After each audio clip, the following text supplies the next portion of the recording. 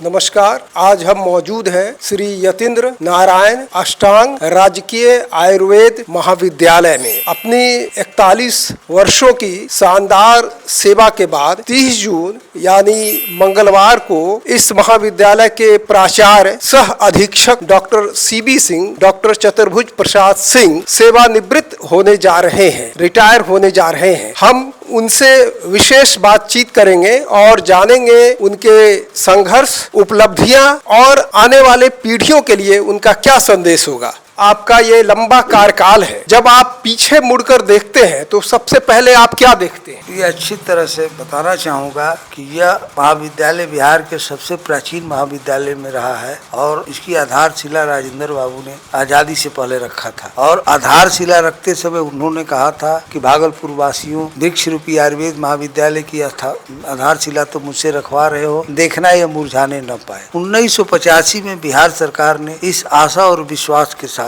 इस महाविद्यालय का अधिग्रहण किया कि इस विद्यालय का चौदिशीय विकास होगा, बहुमुखी विकास होगा और बिहार के मानस पटल पर एक विशिष्ट महाविद्यालय बनेगा। लेकिन कालांतर में चल करके ये जो संभावनाएं छीड़ होती गई और धीरे धीरे पुराने लोग रिटायर होते गए और नए लोगों की बहाली नहीं। नतीजा यह हुआ कि 2004 में भारतीय केंद्रीय चिकित्सा परिषद ने सरकार को बार बार चेतावनी नोटिस देने के बाद कोई आशातीत सफलता नहीं मिली, सुधार नहीं हुआ। तो 2004 में भारतीय केंद्रीय चिकित्सा परिषद ने इस महाविद्यालय में नामांकन पर रोक लगा दिया और 2004 से आज तक यहाँ पर नामांकन पर रोक है। छात्रों का नामांकन नहीं होता है। लेकिन 2012 में बिहार सरकार द्वारा मुझे यहाँ पर प्रभारी प्राचार्य के रूप में पदस्थापित किया गया और मैं तब से लगातार इस महाविद्यालय के उन्नयन और विकास के लिए प्रयत्न करता रहा। उन्नयन और विकास के लिए आप हमेशा प्रयत्न करते रहे। सर, 1984 में जब आप यहाँ योगदान देने आए थे इस महाविद्यालय में, तब क्या हालात थे, स्थिति कैसी? यह आपको बताना चाहेंगे कि 1984 में यहाँ पर लगभग 400-500 लड़कों का नामांकन होता था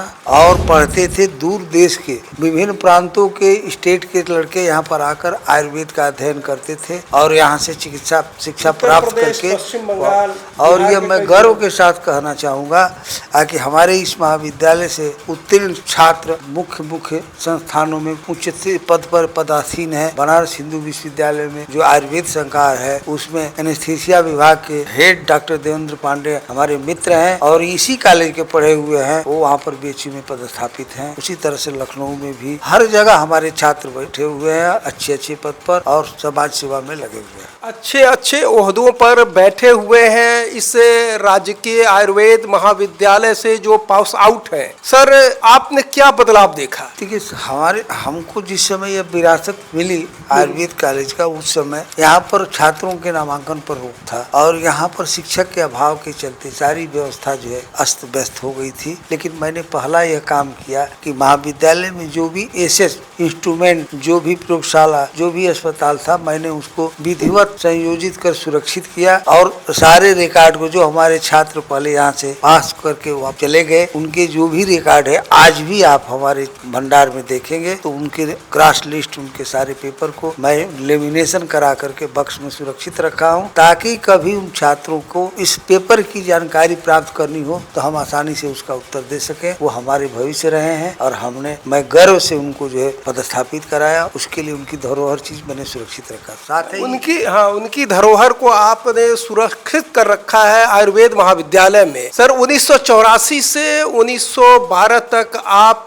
चिकित्सक के रूप में बहैसियत एक शिक्षक के रूप में यहाँ पर योगदान दिया। 2012 में आप प्राचार्य पद सह अधीक्षक के रूप में पदभार संभालते हैं। तो प्राचार्य बनने के बाद आपने क्या तब्दीली और क्या कुछ नया किए, या जो धरोहर है सदै और जो पतन की ओर चलता चला गया? 2012 में जब मुझे प्राचार्य पद का दायित्व बिहार सरकार द्वारा दिया गया, उस समय इस महाविद्यालय पर नामांकन पर रोक ही था। साथ ही दुर्भाग्यवश इस महाविद्यालय के साथ साथ 3 आयुर्वेद महाविद्यालयों को बिहार सरकार ने सैद्धांतिक रूप से बंद करने या वैकल्पिक रोक लेने का निर्णय लिया, जिसके खिलाफ भागलपुर की जनता ने उग्र आंदोलन किया कि यह तो गलत हुआ। हमारा कॉलेज बहुत उन्नत स्थिति में था और सरकार ने उसको इस आशा के साथ ग्रहण किया कि इसका हम विकास करेंगे और आज इसको बंद किया जा रहा है। 1 साल तक लगातार विभिन्न संगठनों द्वारा विरोध होता रहा रहा है, लेकिन सरकार के द्वारा कोई सार्थक निर्णय नहीं होने के बाद माननीय उच्च न्यायालय में यहाँ के स्थानीय वरिष्ठ नागरिक समाज सेवी स्वर्गीय सुरेंद्र कुमार जैन द्वारा जो है जनहित याचिका माननीय उच्च न्यायालय में दायर किया गया कि इस महाविद्यालय को के साथ गलत हो रहा है, इसकी जो है विकास के लिए दिशा निर्देश दिया जाए। उसमें शहर के 9 प्रबुद्ध लोग शामिल हुए। कौन कौन 9 प्रबुद्ध जिसमें लोग शाह मार्केट के हसन मानी साहब थे, तो अंबर होटल के मालिक नारायण तुलचांद थे, चित्रशाला के मालिक रंजन जी थे, भागलपुर यूनिवर्सिटी के डॉक्टर जोगेंद्र थे, अंगिका के प्रोफेसर डॉक्टर अमरेंद्र जी थे, शाह मार्केट में से राजेश कुमार जो है प्रिंटिंग प्रेस के मालिक थे वो हैं हुए, नाथनगर से एडवोकेट थे संतोष कुमार जी, सुरेंद्र कुमार जैन जी स्वयं नाथनगर जैन मंदिर के निकट रहते हैं और उन्होंने इस महाविद्यालय के पुनर्जीर्णोद्धार या उत्थान के लिए बीड़ा उठाया। 9 लोगों के सहयोग से पटना हाई कोर्ट में जनहित याचिका दायर की गई। सुखद ये बात है, पहले ही डेट पर चीफ जस्टिस रेखा दोहिस जी ने आदेश पास किया कि 6 महीने के अंदर इस महाविद्यालय को CCIM के नाम के अनुसार डेवलप करके नामांकन प्रारंभ किया जाए। यह सन 2010 की बात है। 2010 की बात है। तो वो कौन सा क्षण है जिस पर आप गर्व कर सकते हैं? नवरत्न के प्रयास से, बुद्धिजीवियों और समाजसेवियों के प्रयास से फिर से पढ़ाई की बहाली के लिए हाई कोर्ट ने कहा, लेकिन सर कोई ऐसा क्षण जिस पर आप गर्व कर सकते हो? हाई कोर्ट के माननीय उच्च न्यायालय के आदेश के बावजूद भी कोई आशातीत सफलता नजर नहीं आ रही थी। इस दरमियान एक देवदूत के रूप में हमारे यहाँ माननीय शाहनवाज साहब उस समय मंत्री थे, 3-3, 4-4 विधायक लेकर के स्वयं इस महाविद्यालय में आए और उन्होंने डायरेक्ट स्वास्थ्य विभाग से यहीं से बात किया और इस महाविद्यालय के विकास की बात उन्होंने तय की कि नहीं, इस कॉलेज का यथाशीघ्र विकास किया गया और घोषणा भी हुई कि यहाँ पर बहुत सारी चीज काम किया जाएगा। लेकिन दुर्भाग्यवश वो योजनाएं धरातल पर नहीं उतारी जा सकी, जिसका परिणाम है कि महाविद्यालय जहाँ था आज वहीं पर पड़ा। तो इसका मतलब यह है कि जो महाविद्यालय को बंद करने का पूरे राज्य सरकार ने जोर लगा दिया था, कहीं न कहीं समाजसेवी बुद्धिजीवियों और माननीय शाहनवाज हुसैन जी के प्रयास से ये बंद नहीं हो पाया। उन लोगों का जो नियत था उस पर कहीं न कहीं वो ग्रहण लग गया। और लेकिन सर आज पठन पाठन बंद है 2004 से ही, OPD चल रहा है अहरनिश लगातार। तो OPD में प्रतिदिन कितने लोग को आप सेवा दे रहे हैं? देखिए, OPD हमारा, हम गर्व के साथ कहेंगे कि हमारा OPD बहुत ही अच्छी स्थिति में चलता है और यहाँ पर गरीब जरूरतमंद लोगों की चिकित्सा मुफ्त उपलब्ध कराई जाती है और आयुर्वेद दवाई उनको दिया जाता है। हमारे यहाँ OPD में पर डे 100-125 रोगी डेली आते हैं और उनकी जो चिकित्सा की जाती है। ये संघर्ष जद्दोजहद जारी रहा। इसी बीच एक देवदूत के रूप में हम लोगों को के सामने स्थानीय बनवारी दलानिया जी आए और उन्होंने इस महाविद्यालय का संघर्ष और जीर्णोद्धार की बीड़ा उठाई। उन्होंने माननीय मंत्री अश्विनी चौबे जी से मिल करके, अन्य विधायकों से मिल करके काफी प्रयत्न किया और बाद में आज वर्तमान विधायक रोहित पांडे जी इस महाविद्यालय में अभी तक 3 बार भ्रमण कर चुके हैं और उन्होंने आकर के हमारे महाविद्यालय में स्पष्ट घोषणा किया कि इस महाविद्यालय की गरिमा को मैं वापस लाऊंगा और इसके लिए जो भी हमको करना है वो मैं करूंगा। यहाँ के नगर विधायक रोहित पांडे जी जब जिला अध्यक्ष थे तो भी इस महाविद्यालय में भ्रमण करते थे। शाहनवाज हुसैन जी को भी लाया उन्होंने, तत्कालीन स्वास्थ्य मंत्री मंगल पांडे के भी साथ वो आए थे और इसी माह जो पथ निर्माण विभाग के मंत्री कुमार शैलेंद्र जी को भी उन्होंने लेके आए। तो कुमार शैलेंद्र जी भी आए इसी महीने। उनका क्या आश्वासन रहा, उन्होंने क्या महाविद्यालय को दिया? माननीय मंत्री इंजीनियर शैलेंद्र जी उस दिन रोहित पांडे के द्वारा, क्योंकि जो प्रोटोकॉल था उसमें हमारे महाविद्यालय में उनके प्रोग्राम का कहीं नाम नहीं था, लेकिन इस महाविद्यालय के प्रति विशेष जागरूकता और इच्छा होने के कारण मंत्री महोदय भी और रोहित पांडे जी भी उस दिन हमारे यहाँ जो है कैंपस में आए और माननीय मंत्री जी अपने विभाग PWD के कमिश्नर से डायरेक्ट यहाँ से बात करके उनसे कहा कि देखिए यह महाविद्यालय मेरा है और जमीन जो है इसके काम का है और हमारी तमाम जमीनें यहाँ पड़ी हुई है। पूर्वी और दक्षिणी क्षेत्र, दक्षिणी में आपके 3.5 एकड़ जमीन है PW? नहीं, हमारी जमीन 3.5 एकड़ एक कैंपस में और हमारे बाउंड्री के बाद 4.5 एकड़ जमीन PWD की खाली पड़ी है, जो कि 2022 में CO नाथनगर द्वारा अपना पूरा जांच रिपोर्ट बना करके DM को दिया गया और DM साहब ने अपना रिकमेंडेशन PWD से प्राप्त करके ये जमीन पर जांच करा कर कि हाँ यह महाविद्यालय को दिया जा सकता है, कोई आपत्ति नहीं है। 2022 में माननीय जिलाधिकारी ने पटना PWD विभाग को भेज दिया और 2022 से आज तक वो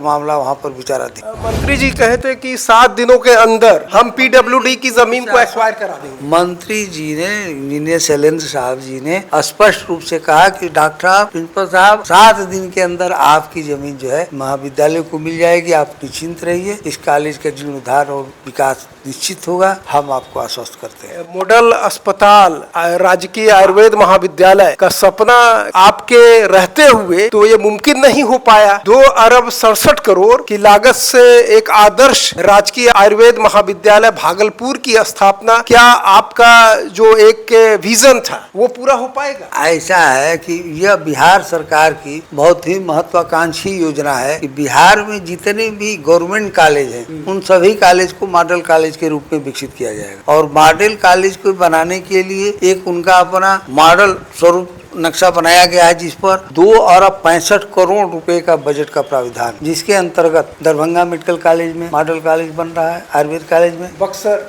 नहीं दरभंगा में बन रहा है, बेगूसराय में मॉडल कॉलेज, आयुर्वेदिक कॉलेज में मॉडल कॉलेज बन रहा है, तिबिया कॉलेज का नालंदा मेडिकल के बगल में 10 एकड़ में मॉडल कॉलेज बनकर तैयार है। हमारे यहाँ भागलपुर में जमीन के अभाव के कारण वो योजना धरातल पर नहीं आ पा रही थी, लेकिन मैंने पूरी शक्ति जी जान लगाया, यहाँ के जनप्रतिनिधियों का पूर्ण सहयोग हमको मिला और यहाँ पर 4.5 एकड़ जमीन जो हमारे बाउंड्री के जस्ट बगल में है वो डीएम साहब द्वारा जो चिन्हित करके और पूर्वी दोनों चिन्हित करके और महाविद्यालय को दिया जाए, ये रिकमेंडेशन भेज दिया पीडब्ल्यूडी के पास और इंजीनियर साहब ने भी आकर के घोषणा किया है कि ये जमीन शीघ्र ही महाविद्यालय को हस्तांतरित कर दी जाएगी। इसलिए हम पूर्ण आश्वान्वित हैं कि आने वाले कल में हमारे महाविद्यालय का जीर्णोद्धार और विकास निश्चित होगा, इसलिए कि हमारा अब धरातल मजबूत हो चुका है और हमारे पास लगभग 8.5 एकड़ 9 एकड़ जमीन हो जाएगी। काफी पर्याप्त जमीन है, हाँ, जो काफी पर्याप्त होगा। और मैं आपको कहूँ कि पूरे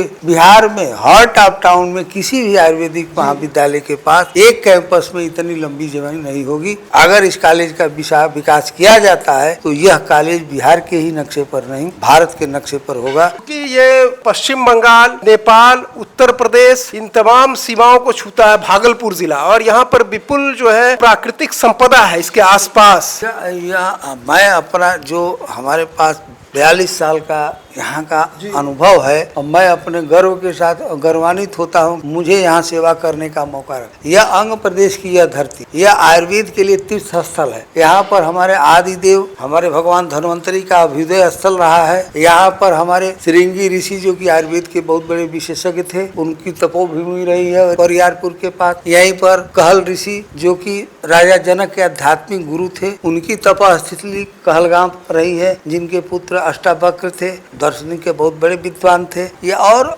एक कदम अगर आगे बढ़ाया जाता है तो यहाँ पर आयुर्वेद का एक इतिहास मिलता है। जड़ी बूटियों का भी तो अपार यहाँ पर संपदा है, बगल में संथाल परगना है। बताना चाहूँगा कि पूरे भारतवर्ष में 2 खंड हैं जहाँ जड़ी बूटियों का विपुल भंडार है। एक हरिद्वार ऋषिकुल गुरुकुल, जहाँ पर उत्तराखंड गवर्नमेंट की 2 ड्रग आयुर्वेदिक फार्मेसी कंपनियाँ हैं और रामदेव महाराज जी का पूरा साम्राज्य और अनेकों बहुराष्ट्रीय कंपनियां हैं वहाँ पर हरिद्वार में। और दूसरा कोई कालखंड है जहाँ जड़ी बूटी का विपुल भंडार है, वह जो है ये अंग प्रदेश का संथाल परगना देवघर दुमका की एरिया है, जमीन है जहाँ पर जड़ी बूटी का विपुल भंडार है। अगर यहाँ पर बिहार सरकार अपना फार्मेसी संस्थान औषध निर्माणशाला करे तो हमको कच्ची औषधियाँ बहुत ही सस्ते दर पर मिलेगी और हम उच्च क्वालिटी का औषध बना करके पूरे बिहार में आयुर्वेदिक डिस्पेंसरियों को दे सकते हैं। साथ ही यहाँ पर रोजगार का एक नया केंद्र विकसित होगा कि 500 लोग जो है यहाँ पर रोजगार आसानी से पा सकते हैं, जड़ी बूटियों को कलेक्ट करके लाएंगे, यहाँ पर ये करेंगे। न केवल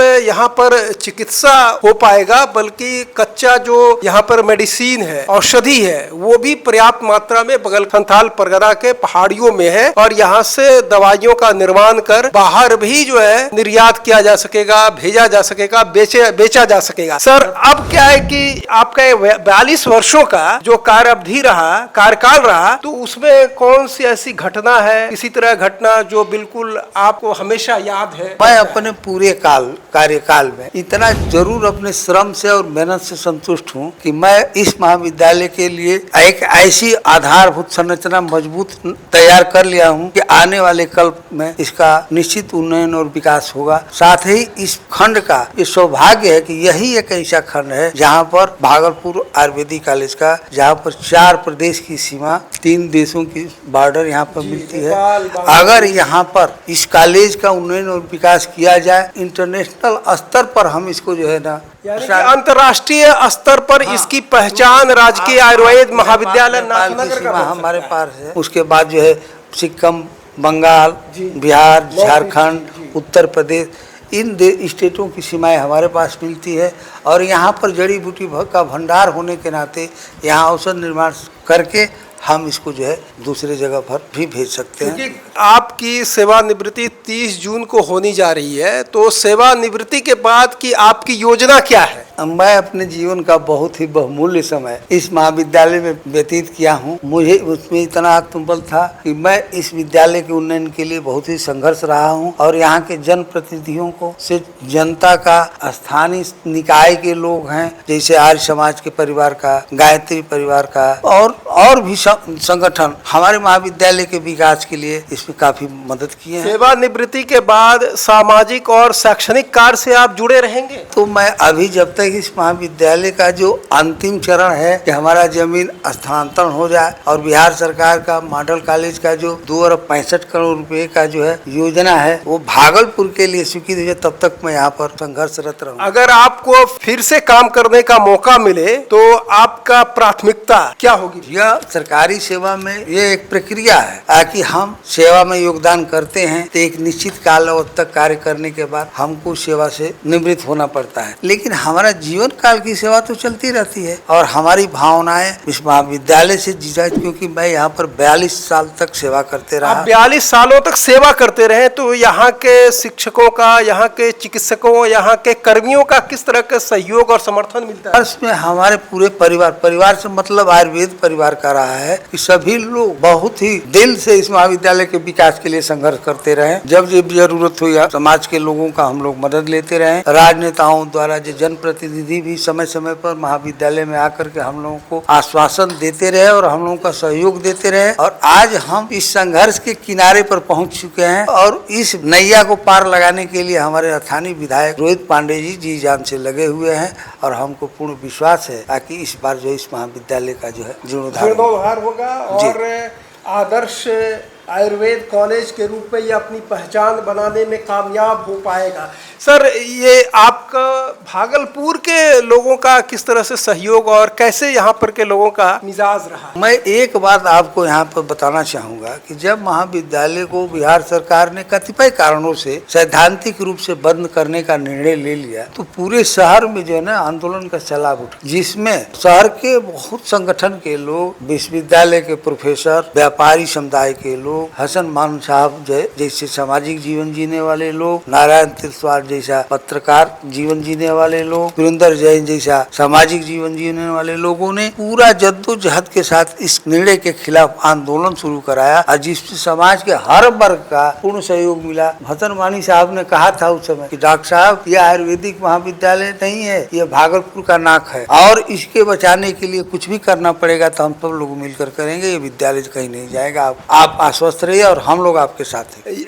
अब साकार होता दिख रहा है। इसी माह इंजीनियर शैलेंद्र जी आए, रोहित पांडे जी का भ्रमण हमेशा होता रहा है इस महाविद्यालय और आपके सानिध्य में आगे बढ़ता रहा है यह महाविद्यालय। ओपीडी कभी भी बंद नहीं हुआ है। ओपीडी सोमवार से शनिवार तक हमेशा चलता रहा, कभी भी बंद होने के कगार पर नहीं आया। तो ये एक सबसे बड़ी उपलब्धि है आपकी कि ओपीडी को और यहाँ पर आसपास के तमाम लोग ही नहीं बल्कि दूर दराज से भी, सुल्तानगंज, बरियारपुर, बांका, मुंगेर, संग्रामपुर वगैरह तमाम जगहों के लोग लोग यहाँ पर इलाज कराने के लिए आते थे और 8 बजे से लेकर 2 बजे तक लगातार आप डटे रहते थे। और प्रचुर दवाएं दी जाती है। और बिहार सरकार ने इस महाविद्यालय के विकास के क्रम में कदम भी बढ़ा दिया, क्योंकि हमारे यहाँ 9 चिकित्सा पदाधिकारी, आयुष के चिकित्सा, आयुर्वेद के चिकित्सा पदाधिकारी वर्तमान में हमारे महाविद्यालय में स्थापित हैं और 9 चिकित्सकों के द्वारा समाज का बेहतर ढंग से चिकित्सा और सेवा किया जा रहा है। स्टाफ की कमी है, आज चतुर्वर्गीय और 3rd वर्गीय स्टाफ की कमी है। आशा है कि यथाशीघ्र बिहार सरकार द्वारा वो जो आवश्यकता पूर्ति। सर, आप अपने बारे में कुछ बताएं कि आप कहाँ के रहने वाले हैं और आपका परिवार का सहयोग और समर्थन कितना मिला है? देखिए, मैं